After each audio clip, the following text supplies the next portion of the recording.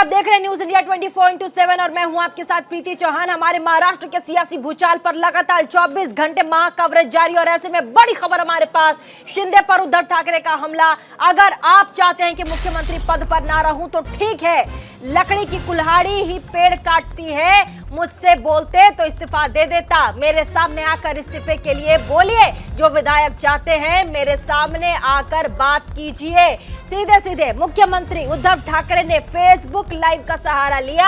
हम आपको बता दें 5 बजे मुख्यमंत्री उद्धव ठाकरे के घर पर बड़ी मीटिंग होने वाली थी। कैबिनेट के, महाराष्ट्र कैबिनेट के तमाम बड़े मंत्रियों को बुलाया गया था और कहा गया था कि 5 बजे बैठक होगी। लेकिन उससे पहले ही जो व्हिप जारी की गई थी, एकनाथ शिंदे ने कहा, एक चिट्ठी लिखकर 34 विधायकों की सिग्नेचर लिखकर राज्यपाल को सौंप दिया और उन्होंने कहा कि ये मीटिंग किस तर्ज पर बुला रहे हैं उद्धव ठाकरे। और ऐसे में ठीक कुछ देर के बाद तकरीबन 5-5:30 के आसपास उद्धव ठाकरे ने फेसबुक लाइव का सहारा लिया और फेसबुक लाइव में उन्होंने अपने दिल की बात कह दी है। कहा कि मेरे सामने आकर इस्तीफे की मांग की जाए, मेरे सामने आकर ये कहा जाए कि मैं इस्तीफा दे दूं। जो विधायक चाहते हैं मेरे सामने आकर बात करें। साथ ही शिंदे पर उद्धव ठाकरे का हमला।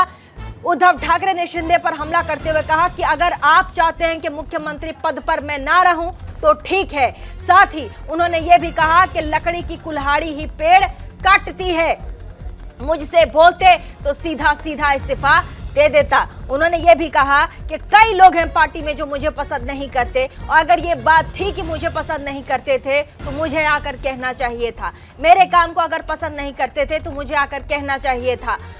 और तमाम जो बातें थी, उन्होंने ये भी कहा कि जो 34 विधायकों को असम में इस वक्त रखा गया है, उन्हें डराया धमकाया गया है। वो लगातार फोन से उद्धव ठाकरे के कांटेक्ट में और उन्हें कह रहे हैं कि हमें धमकाया गया है, हमें जबरदस्ती रखा जा रहा है। साथ ही उन्होंने ये भी साफ साफ महाराष्ट्र की जनता को क्लियर किया है, कहा है कि मैंने अपना इस्तीफा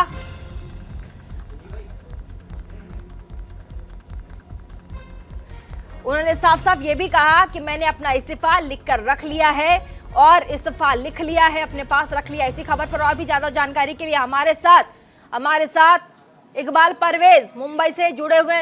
इकबाल साहब, थोड़ी ही देर पहले हम बात कर रहे थे कि फेसबुक लाइव की बात हो रही है, मीटिंग की बात नहीं है, फेसबुक लाइव। और फेसबुक लाइव जनाब एक आम आदमी को कितना छूता है, ये आपसे तो छूता नहीं है इकबाल साहब। दिल की बात कह दी उद्धव ठाकरे ने। आप समझ लीजिए कि ये एक इमोशनल स्पीच थी उनकी, जो उन्होंने एक इमोशनली जनता को संबोधित किया, अपने शिव सैनिकों को संबोधित किया और नेताओं को संबोधित किया और साफ कहा कि साहब अगर हमसे आपको शिकायत थी तो आपको सूरत जाने की क्या जरूरत थी, उसके बाद आपको गुवाहाटी जाने की जरूरत थी। आप आइए हमारे सामने, आप हमसे कहिए, हम इस्तीफा तैयार है, हम इस्तीफा दे देते हैं, राजीनामा अपना दे देते हैं। तो ये कहीं ना कहीं एक इमोशनल कार्ड भी फेंका है उद्धव ठाकरे ने अपने जो शिव सैनिक हैं उनको संबोधित करते हुए। और दिन से ही देखिए 5 बजे की जो मीटिंग रखी गई थी, दिन में जब 2 बजे मंत्रालय में जब मीटिंग हुई थी उस समय भी ये कहा गया कि 5 बजे मीटिंग होगी, 5 बजे, लेकिन इनके पास संख्या तो थी नहीं कि मीटिंग हो, इसलिए उस मीटिंग को रद्द किया गया, यहाँ जो बंगलों पर होने वाली थी। और उसके बाद फेसबुक पर संबोधित करने की बात आई कि फेसबुक पर उद्धव ठाकरे सामने आएंगे और उन्होंने आकर अपने दिल की बात कही और बहुत सारी बातें उन्होंने अपने जो शिव सैनिक है उनको कहा कि हम बाला साहब ठाकरे का जो शिवसेना है हम उनको आगे बढ़ाएंगे, हम आगे लेकर जाना चाहते हैं और आगे लेकर जा रहे हैं। और हिंदुत्व एक सिक्के के 2 पहलू, हमारे लिए शिवसेना और हिंदुत्व एक सिक्के के 2 पहलू हैं। तो उन्होंने हिंदुत्व पर भी बात की, कोरोना पर जिस तरह से उन्होंने काम किया है उस पर भी बात की और साथ में ये भी कहा कि अब हमारे ही अगर एमएलए, हमारे ही आमदार अगर नहीं चाहते हैं कि हम से जुड़े हुए हैं, हमारे साथ स्टूडियो में एपी सिंह जी जुड़े हुए हैं, सीनियर एडवोकेट हैं सुप्रीम कोर्ट के, उनसे भी हम सलाह मशवरा कर लेते हैं। साथ ही हमारे संवाददाता असम से रवि शराब जुड़ चुके हैं, न्यूज रूम से दीपक चौबे हमारे साथ जुड़ चुके हैं। सबसे पहले रुक करूंगी मैं एपी सिंह साहब का। सर, स्पीच आपने सुन ली, फेसबुक लाइव आपने सुन लिया, कानूनन अब क्या आगे जो स्टेप है वो प्रोसीजर आप बता दीजिए। क्या अब उद्धव ठाकरे मांग करेंगे कि मैं भंग करता हूं विधानसभा, क्या होगा? कानूनी उनके पास सिटिंग मुख्यमंत्री हैं, भारत के संविधान ने उनको अधिकार दिया है कि वो विधानसभा को भंग करने की प्रार्थना दें, कि विधानसभा भंग की जाए। और उनकी सिफारिश पर विधानसभा भंग भी हो सकती है, क्योंकि फेसबुक लाइव के माध्यम से उन्होंने किसी न्यूज़ चैनल को इंटरव्यू नहीं दिया, प्रेस कॉन्फ्रेंस नहीं की। फेसबुक लाइव, आजकल सोशल मीडिया का ज़माना है। महाराष्ट्र सोशल मीडिया में बहुत एक्टिव है, मुंबई है, जो पुणे है, मुख्य शहर हैं, सभी जगह उसमें साफ तौर पर, और जो हृदय को छूने वाली, दिल को छूने वाली उनकी एक तरह से राजनीतिक स्पीच भी थी, दिल की बात भी थी, अपने कार्यकर्ताओं के प्रति भी था, समर्थन भी मांगा गया था, सहयोग भी मांगा गया था, और अपने पिछले जो कार्य उन्होंने किए, शिवसेना को बाल ठाकरे जी के साथ जोड़ा गया, उसके साथ जो शुरुआत की उसको भी किया, अपना त्याग और बलिदान को भी उन्होंने इस बात से रख दिया कि हम बड़ी खबर इस्तीफा लेकर रखे हुए हैं। एपी सिंह साहब, लौटती हूँ। बड़ी खबर हमारे पास, उद्धव के संवाद के बाद संजय राउत का ट्वीट आया है सामने। ट्वीट करके कहा, हाँ हम संघर्ष करेंगे। संजय राउत ट्वीट करके संजय राउत ने कहा कि उद्धव के संवाद के बाद एक ट्वीट आया है संजय राउत का। उन्होंने कहा कि हाँ हम संघर्ष करेंगे। 4 शब्द, हाँ हम संघर्ष करेंगे, और उन्होंने सब कुछ कह दिया है। एपी सिंह साहब, देखिए, बड़ी भावुक फेसबुक लाइव था उनका, और अपने उन्होंने कोरोना की बात की, अपने बीमारी की बात की, अपने ऑपरेशन की बात की, शिवसेना के त्याग की बात की, हिंदुत्व की बात की, लॉ एंड ऑर्डर मेंटेन करने की बात की, और सबसे बड़ी बात जो उन्होंने अपने विधायकों के लिए भी कहा कि लकड़ी की कुल्हाड़ी ही पेड़ को काटती है। उन 30 जो 34 विधायक गुवाहाटी में पहुंचे, सूरत पहुंचे, वहां उनके लिए भी कहा कि आप वहां क्यों गए, आप हमारे पास आते, हम लकड़ी थे, हम दोनों एक थे, हम सब एक थे, हम सब ने मिलकर शिवसेना बनाई, हम सब ने मिलकर सरकार बनाई, हम सब मुख्यमंत्री और मंत्री आप सब एक साथ थे, और आपने ऐसे हमारे बुरे वक्त पे हमें छोड़ा है, जब हम ऑपरेशन हुआ, हमारी कोरोना की जांच हुई, और इस तरह से ऐसे में आप वहां चले गए और हमारे साथ के लोग चले गए। ये जो उनके विधायक 34 विधायक थे, उन्होंने भी उस फेसबुक लाइव को देखा होगा, और जरूर उनका हृदय परिवर्तन भी होने की स्थिति में बहुत से विधायकों का होगा, और निश्चित तौर पर कुछ ऐसे सामने आके कहेंगे कि मुझे डराया गया, मुझे धमकाया गया, मुझे दिल को जबरदस्ती छू लेने वाला ये फेसबुक लाइव था। बिल्कुल साफ सीधे लफ्जों में अगर कहा जाए तो, रवि सर हमारे साथ असम से, दिल को छू लेने वाला फेसबुक लाइव अभी मुख्यमंत्री उद्धव ठाकरे ने किया है। वहां क्या अपडेट है? वहां के लोग तो फेसबुक लाइव देख रहे होंगे, जो विधायक अभी वहां पर एडिसन ब्लू में अंदर है, कुछ हलचल दिखी, कुछ मूवमेंट दिखा आपको? देखिए प्रीति जी, जब से मैं यहाँ आया हूँ तब से यहाँ पर मूवमेंट कुछ ना कुछ बना हुआ है। पुलिस का डिप्लॉयमेंट आपको दिखेगा, और एक लोकल जो है कि लीडर्स हैं वो कुछ नज़र आते हैं होटल के अंदर जाते हुए, होटल के बाहर आते हुए। जहाँ तक बात उद्धव ठाकरे की है, तो जिस तरह की बातें उन्होंने की, और जब संजय राउत कह रहे हैं कि संघर्ष करने को हम तैयार हैं, यानी कि हथियार डाल दिया गया है, क्योंकि संजय राउत ही एक शख्स थे, एक नेता थे उद्धव ठाकरे के, जो लगातार जब विधानसभा चुनाव के नतीजे आए थे, आपको ध्यान होगा 2019 में, तो लगातार वो कह रहे थे कि उद्धव ठाकरे ही मुख्यमंत्री बनेंगे, गठबंधन की सरकार बनेगी और मुख्यमंत्री उद्धव ठाकरे बनेंगे, और वो उद्धव ठाकरे ने शपथ लिया मुख्यमंत्री का, और आज वही संजय राउत आकर कह रहे हैं कि हम संघर्ष करने को तैयार हैं। तो मतलब बिल्कुल साफ है कि हथियार डाल दिया गया है। अब ये देखना होगा कि एकनाथ शिंदे की क्या मूवमेंट बनती है। ये सूचना निकल कर आ रही है कि अब से थोड़ी देर में ऐसा हो सकता है कि एकनाथ शिंदे भी मीडिया को संबोधित कर सकते हैं, अपनी बात रख सकते हैं। तो बिल्कुल बात साफ है कि महाराष्ट्र में जो है तख्ता पलट होने वाला है, और जिस तरह की बातें उद्धव ठाकरे ने की और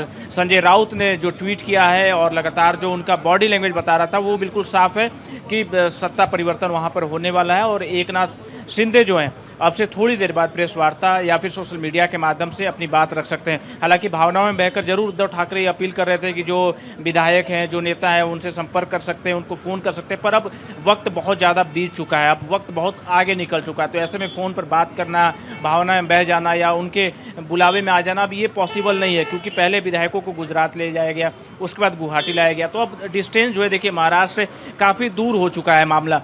तो अब ये देखना होगा कि क्या तालमेल बैठता है और आगे क्या होती है। क्या रवि सर आप बने रहिए हमारे साथ, न्यूज रूम से भी दीपक चौबे जुड़े हुए हैं। जैसा कि रवि सर आप बता रहे थे, समय बहुत निकल गया है, हाथ से पतंग जा चुकी है, फैसला लिया जा चुका है कि हम वापस नहीं जाएंगे, और ऐसे में उद्धव ठाकरे की अपील फेसबुक लाइव के जरिए, क्या ये जो अपील है कारगर साबित होगी, घाव पर मरहम का काम करेगी? दीपक जी देखिए, बिल्कुल जिस तरीके से अगर बात की जाए संजय राउत ने ट्वीट किया, उसके बाद देखिए एक ज़माना था जब दोनों साथ में थे, शिवसेना और बीजेपी की, जब भी मातोश्री से फ़ोन आता था, जब देवेंद्र फडणवीस सीएम थे, तो तो तुरंत पहुंचते थे। पर वो मातोश्री का जो पहले कद था और आज के मातोश्री में कद घटा है, इसमें कोई दो राय नहीं। जिस तरीके से दोनों अलग हुए, उसके बाद देखिए डील हुई थी कि 2.5 साल के लिए दोनों मुख्यमंत्री बनते हैं, वो भी बात नहीं बन पाई बीजेपी की।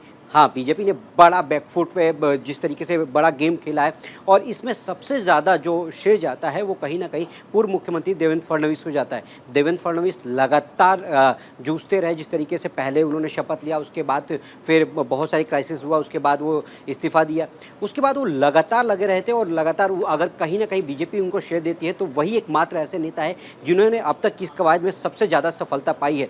और देवेंद्र फडणवीस भले अभी दिखाई नहीं दे रहे हो, पर कुछ दिन में वो दिखाई देंगे। एक बात परवेज साहब, अपील काम करेगी क्या? रवि शराफ ने कहा कि हाथ से पतंग छूट चुकी है, पतंग बहुत आगे निकल गई है, अब समझाना बुझाना उतना आसान नहीं रहेगा। नहीं, अब तो अपील काम नहीं करती नजर आ रही है बिल्कुल भी। वाकई में जो कहा है उन्होंने कि पतंग हाथ से निकल गई है, बिल्कुल पतंग हाथ से निकल गई है और बहुत दूर जा चुकी है, गुवाहाटी तक ये पतंग पहुंच चुकी है। अब अपील काम नहीं करेगी। लेकिन हाँ, इन्होंने देखिए इशारों में उद्धव ठाकरे ने एक बात और भी जो कही है फेसबुक लाइव में कि एनसीपी हो या कांग्रेस हो, वो हमारे साथ हमारे भरोसे पर बैठे हैं, तो वो भी अब कोई अपना दूसरा विकल्प तलाश कर सकते हैं। वो भी सरकार अगर चाहे तो किसी भी तरह से, जो उन्होंने एक तरह से इशारा कर दिया कि भैया अब जो है सो अब हमारा साथ शायद यहीं तक था, वो इशारों में उद्धव ठाकरे ने एनसीपी और कांग्रेस को भी इस स्पीच में, इस संबोधन में कह दिया है एक तरह से। तो अब साफ नजर आ रहा है कि अब जो है पतंग इनके हाथ से निकल चुकी है। अब समझाना बहुत ज्यादा से ज्यादा ये होगा कि या तो भंग होगी विधानसभा, या फिर जो कांग्रेस के जो बागी, कांग्रेस माफी चाहता हूं, शिवसेना के जो बागी नेता हैं जो कह रहे हैं कि हम भारतीय जनता पार्टी के साथ मिलकर सरकार बनाए, तो ये दो ही विकल्प हैं, या तो भारतीय जनता पार्टी के साथ सरकार बनाए या फिर विधानसभा को भंग की जाए। बस यही दो विकल्प हैं। तीसरा विकल्प जो एनसीपी और कांग्रेस के साथ जो सरकार थी अब नहीं रह सकती, करीब करीब ये तय होता हुआ दिख रहा है। इसमें कानूनन जो पक्ष है, कानूनी पक्ष है, एक बार एपी सिंह साहब से जान लेंगे। मंत्री अगर कहेंगे तो विधानसभा भंग हो सकती है। दूसरा पक्ष ये भी ठीक है कि अगर जो बागी विधायक हुए हैं शिवसेना के, वो एक ग्रुप बना के, गुट बना के भारतीय जनता पार्टी को, जैसा कि उनकी हॉर्स रेडिंग वाली बात, यही तो लोकतंत्र की कमजोरी है कि लोकतंत्र में हॉर्स रेडिंग की समस्या आती है। जनता के चुने हुए प्रतिनिधि के साथ धोखा होता है, उनके जो विचार होते हैं, एजेंडा होता है, वो सब फ्लॉप हो जाता है। जनता ठगी महसूस करती है। हमने वोट दिए थे 5 साल के लिए, गठबंधन हुआ था 5 साल के लिए, सरकार बनी थी 5 साल के लिए, बीच में क्या हो गया, ये क्यों बिखरा हो गया। तो फेसबुक लाइव के माध्यम से मुख्यमंत्री जी ने जो भी कहा वो बिल्कुल साफ तौर पर उन्होंने जनता के लिए कहा। वोट गुवाहाटी से नहीं मिलेंगे, वोट सूरत से नहीं मिलेंगे, वोट महाराष्ट्र की जनता देगी। महाराष्ट्र की जनता को उन 34 विधायकों को भी फेस करना पड़ेगा, इन विधायकों को भी फेस करना पड़ेगा, शिवसेना को भी चुनाव में जाना पड़ेगा, एनसीपी को जाना पड़ेगा, भाजपा को भी जाना पड़ेगा और कांग्रेस को भी जाना पड़ेगा। इसीलिए इस सारे दारोमदार को जो मुख्यमंत्री का संबोधन था फेसबुक लाइव में, उन्होंने साफ तौर पर कहा कि हमारी सोनिया गांधी से बात होती है। बड़ी खबर हमारे पास आ गई, पढ़ लेते हैं। महाराष्ट्र की सियासत से जुड़ी एक और खबर, बड़ी खबर, महाराष्ट्र की सियासत से जुड़ी एक बड़ी खबर हम आपको बता दें। उद्धव ठाकरे शरद पवार के बीच मुलाकात थोड़ी ही देर में होने वाली है। उद्धव ठाकरे शरद पवार की मीटिंग होने वाली है और ऐसे में सवाल भी यही बनता था कि इन सब महाविकास आघाड़ी पार्टी महाराष्ट्र चला रही थी, उसके बाद कल से लगातार एक तरफ शरद पवार दिल्ली से ताल ठोक रहे थे, दूसरी तरफ एकनाथ शिंदे। और ऐसे में आज सुबह के प्रकरण को हम देखें तो शरद पवार इस पूरे प्रकरण से वो गायब रहे। लेकिन अभी जो बड़ी खबर हमारे पास आ रही है वो ये कि उद्धव ठाकरे और शरद पवार के बीच मुलाकात होने वाली है। राजनीति के चाणक्य कहे जाने वाले शरद पवार, क्या राजनीति के चाणक्य कहे जाने वाले शरद पवार कोई ऐसा चमत्कारी उपाय उनको दे दें उद्धव ठाकरे को? ज्यादा जानकारी के लिए रुक कर लेते हैं परवेज इकबाल की तरफ। परवेज इकबाल साहब, उद्धव ठाकरे और शरद पवार की मीटिंग होने वाली है, कौन सा चमत्कारी जादुई उपाय बता देंगे? अब मुश्किल लग रहा है कि कोई भी जादू या चमत्कार कोई काम करे, क्योंकि देखिए 2 बजे की भी जब मीटिंग हुई थी मंत्रालय में, उस समय भी कांग्रेस के नेता, एनसीपी के नेता, शिवसेना के नेता भी थे। उस समय किसी भी तरह का निर्णय नहीं लिया गया था कि 5 बजे एक और मीटिंग होगी सीएम के बंगलों पर। अब खबर जो आई है कि शरद पवार मिलने वाले हैं उद्धव ठाकरे से। अब देखिए उनके बीच में क्या बात होती है, क्या निर्णय लेंगे, उस पर भी कुछ भी कहना, टिप्पणी करना जल्दबाजी होगा। लेकिन अब ऐसा लगता है कि इनकी अब जो नीति है शरद पवार की, वो काम नहीं आएगी। 2019 में बहुत बड़ा उन्होंने एक तरह से गेम खेला था, और गेम क्या, उनकी जो देवेंद्र फडणवीस ने रातों रात जो एकदम सुबह के 5 बजे शपथ लेकर सरकार बनाई थी एनसीपी के, यहाँ तक के शरद पवार के भतीजे को अपने साथ मिलाकर, उस समय की हालात और उस समय की परिस्थिति बिल्कुल अलग थी, क्योंकि एनसीपी का पारिवारिक मामला भी था उस समय, और शरद पवार ने उस समय फतह हासिल की थी और देवेंद्र फडणवीस को मुंह खानी पड़ी थी। लेकिन इस बार परिस्थिति बिल्कुल बदल गई है। सरकार में है शिवसेना, और सरकार के लोग ही, जी हाँ, शिवसेना के जो नेता हैं, जो एमएलए हैं, वही बगावत कर चुके हैं। तो इस बार मुश्किल लग रहा है, मुश्किल क्या, करीब करीब नामुमकिन लग रहा है। हाँ, ये हो सकता है मीटिंग में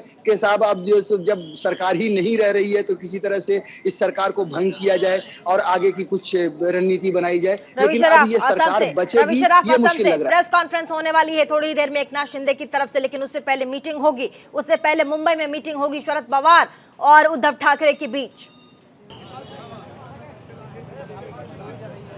अब बिल्कुल देखिए, सूचना जो निकल कर आ रही है वो ये कि एकनाथ शिंदे जो है थोड़ी देर बाद यानी कि 7 बजे तक प्रेस वार्ता कर सकते हैं, और मीडिया का भी एक बड़ा जमावड़ा जो है रेडिसन ब्लू होटल के बाहर है। आप देखिए, ये गुवाहाटी रेडिसन ब्लू होटल के बाहर का नज़ारा है, जहाँ पे आप देख सकते हैं बड़ा एक जमावड़ा जो है मीडिया कर्मियों का लगा हुआ है, पुलिस कर्मियों का भी एक बड़ा जमावड़ा लगा हुआ है सुरक्षा के लिहाज से, क्योंकि अंदर महत्वपूर्ण विधायक हैं। और ये कहा जाए कि आगामी महाराष्ट्र की जो सरकार है वो इस वक्त गुवाहाटी में बैठी हुई है, ये कहा जा सकता है, क्योंकि जिस तरह की संख्या बल की बातें हो रही है, उद्धव ठाकरे ने जो बात किया, संजय राउत ने बात कहा, तो उसके बाद ये बात कही जा सकती है। पर भविष्य क्या बनता है, देखिए 2018 को आपको याद करना पड़ेगा, मध्य प्रदेश में क्या हुआ था, कर्नाटका आपको याद करना पड़ेगा, कर्नाटका में क्या हुआ था। तो इन तमाम राज्यों को देखकर ये बात तो कहा जा सकता है कि जो महाराष्ट्र के जो पावर सेंटर है, जो मजबूत विधायक है, जो मजबूत नेता है, वो इस वक्त इसी होटल में रेडिसन ब्लू में फिलहाल रुके हुए हैं। तो अब क्या इनका रुख होगा, क्योंकि 7 बजे सूचना निकल कर आ रही है कि प्रेस कॉन्फ्रेंस एकनाथ शिंदे कर सकते हैं और अपना संख्या बल बता सकते हैं कि उनके पास कितना संख्या बल है, कितने जो उनके अभी फिलहाल जो है शिवसैनिक उनके साथ में है और कितने निर्दलीय विधायक उनके साथ में। तो एक संख्या बल वो अपना